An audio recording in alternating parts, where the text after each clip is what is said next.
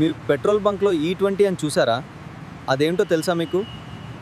E20 petrol అంటే 20% ethanol మరియు 80% petrol. Ethanol అంటే చెరకు నుంచి తయారు చేసే ఒక బయోఫ్యూల్. ఇది పొల్యూషన్ తగ్గించడంలో చాలా హెల్ప్ చేస్తుంది. కానీ కొంచెం మైలేజ్ తగ్గే అవకాశం ఉంది. E20 వాడాలంటే మీ వెహికల్ కంపాటిబుల్ అయి ఉండాలి.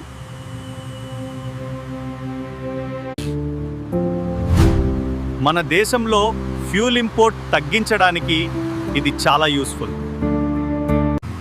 2023 తర్వాత వచ్చిన బైక్స్ ఎక్కువగా E20 కంపాటబుల్ ఉంటాయి. 2023కి ముందున్న బైక్స్లో అయితే E20 అవాయిడ్ చేయడం మంచిది. సపోర్ట్ లేకపోతే మైలేజ్ తగ్గుతుంది, ఇంజిన్ ఇష్యూస్ రావచ్చు.